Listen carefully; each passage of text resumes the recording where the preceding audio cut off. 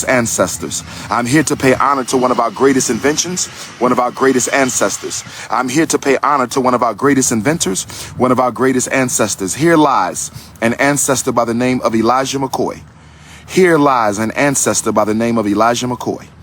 Here lies an ancestor by the name of Elijah McCoy. If you have ever heard the phrase, the real McCoy, the real McCoy was coined after this brother whose inventions were so powerful and whose inventions were so reliable that people often stole and copied and counterfeited and bootlegged his inventions. So because his self-lubricating cup that he made, he invented a method to automatically lubricate the engine parts of trains and ships, which was later extended to cars and planes and other types of moving automobiles and mechanics, that it was so popular that everybody needed to get their hands on it. So they started stealing it and replicating it. But people wanted the real thing. They wanted the self-lubricating engine cup that Elijah McCoy had invented himself. And that's where the phrase, the real McCoy, comes from. That's where the phrase, the real McCoy, comes from.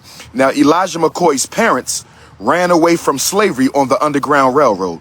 Elijah McCoy's parents ran away from slavery on the Underground Railroad.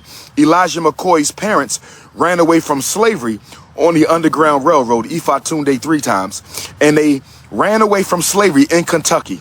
They ran away from slavery in Kentucky. They ran away from slavery in Kentucky. Shout out to my Kentucky Africans. Shout out to all my Kentucky Africans. Shout out to all my Kentucky Africans. And so Elijah McCoy's parents ran away from slavery in Kentucky, and they ended up in Canada. They ended up in Canada, brothers and sisters. Elijah McCoy was born in Canada. He was one of 10 or 11 children. He was one or 10 of 11 children.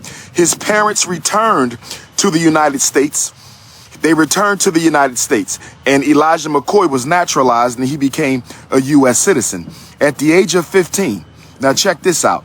At the age of 15, Elijah McCoy's parents sends him to Scotland, the country Scotland in Europe, and he enrolls in the University of Edinburgh in Scotland. He enrolled in the University of Edinburgh in Scotland. He enrolled at the University of Edinburgh in Scotland, and I believe he was only about 15 years old in college. 15 years old in college. Okay, I believe he was only 15. He was 15 when he got to Scotland. It's possible he could have been a little bit older when he enrolled at the University of Edinburgh in Scotland. He became a certified mechanical engineer. He became a certified mechanical engineer. He became a certified mechanical engineer at the University of Edinburgh in Scotland. He then returned back to America. Okay, he ultimately moved to Michigan. All right, he moved to Michigan, and he couldn't get a job as a certified mechanical engineer. He couldn't get a job as a certified mechanical engineer. He couldn't get a job as a certified mechanical engineer. So he became a fireman, and he became an oil man. They would pay you to go into the engine and oil the parts of the engine. So while working as an oil man on the engines of the Michigan Railroad Company, he invented this idea. He came up with an idea of a self-lubricating oil cup that would be inside the engine. He came up with this idea of a self-lubricating oil cup that would be inside the engine and would automatically oil the parts of the engine that needed the oil. This was Elijah McCoy's greatest invention. He invented more than 57 things in his life. Booker T. Washington credited him in his Story of the Negro in 1909. Pan-Africanist educator Booker T. Washington credited him in his Story of the Negro in 1909 as having made more inventions than any other African in America up until that time. He is credited as having invented more things than any other African in America up until that time. But he couldn't get a real job, so he ended up inventing the self-lubricating engine. So whenever you drive a car, whenever you're on a train, whenever you're on a bus, whenever you're on a plane, I don't care if you got a Honda, I don't care if you got a Chevy, I don't care if you got a Benz, I don't care if you got a Beamer, I don't care what bus you're driving on.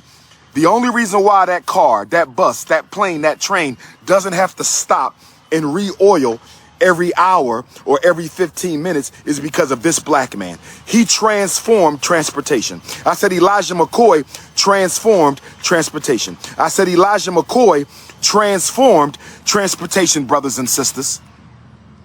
And when he became old, when he became an elder, he opened up the McCoy Manufacturing Center to produce many of the things that he invented. But he really didn't have enough money to really get his manufacturing company off the ground the way that he wanted to. So what a lot of black inventors did back then is they sold their inventions to wealthy white men. They sold their inventions to wealthy white men. And what happened by black inventors selling their inventions to wealthy white men, they never really got the credit. The white man who bought the invention claimed the invention. The white men who bought the inventions from the black inventors claimed the inventions. The white men who bought the inventions from the black inventors claimed the inventions. And what the white power structure did is they kept black inventors poor.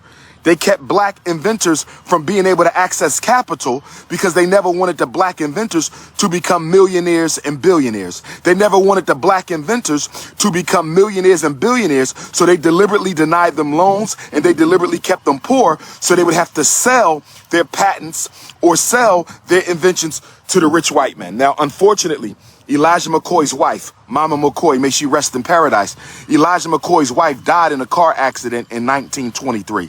His wife died in a car accident in 1923, but not before she opened up the Phyllis Wheatley Home for Aged Black Men.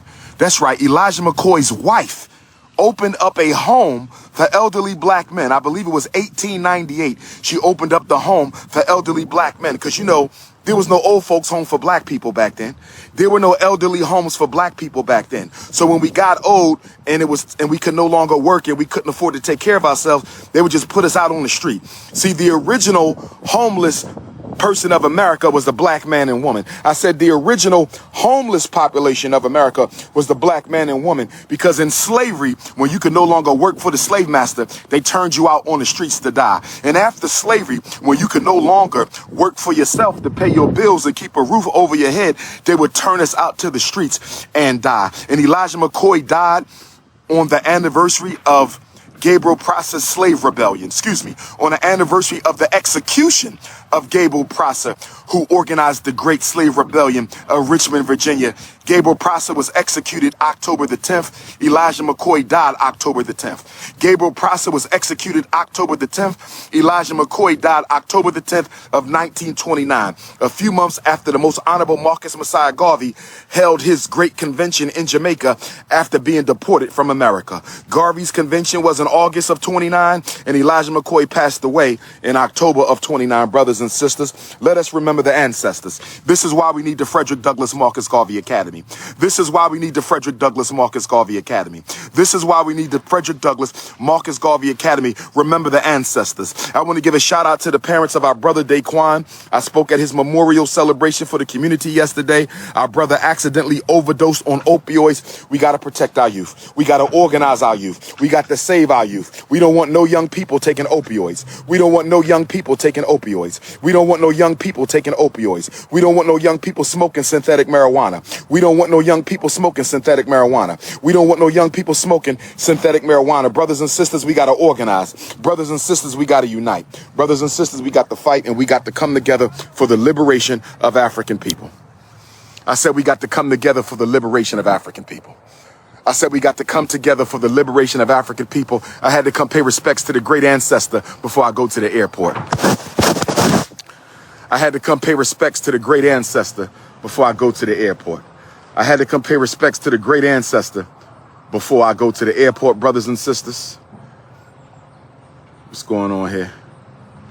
I had to come pay respects to the great ancestor before I go to the airport. King Kong Consciousness, Detroit, Michigan. Paying respect to Elijah McCoy. Shout out to Detroit. Rest in peace to 𝚂𝚗𝙱𝚂𝙗𝚗. Our heartfelt prayers of support goes to 𝚂𝚗𝙱𝚂𝙗's family, his mother, his father, his grandmother, the entire aunts and uncles and cousins and siblings, brothers and sisters. When one of us hurt, we all hurt. When one of us die, a little bit of all of us die. When one of us in trouble, all of us in trouble. We got to stop the negativity. We got to stop the hating. We got to stop the egotistical competitions, brothers and sisters. We got to lift each other up. We need black men to lift up black women women and black women to lift up the black children and all the black community to lift up our elders. We ain't gonna make it out the 21st century if we don't stop this petty stuff. We not gonna make it out the 21st century if we don't stop fighting, brothers and sisters. It's all for one and it's one for all. It's all for one and it's one for all. It's all for one and it's one for all, brothers and sisters. Let's unite and get it together. Let's unite and get it together. My next stop is Rehoboth Beach, Delaware. I have to speak at a memorial for a Queen Mother Elder who is now an ancestor. I have to speak at a memorial on Saturday for a Queen Mother Elder who is now an ancestor in Rehoboth Beach. But I will say this, for my black community in Rehoboth Beach, I've never been to Rehoboth Beach. If there's a black community down in Rehoboth Beach, Delaware, and y'all want the Prince of Pan-Africanism to come through and educate the parents on how to save the babies from the schools and the mental health system, then hit your brother up. 215-989-9858, 215-989-9858, 215-989-9858.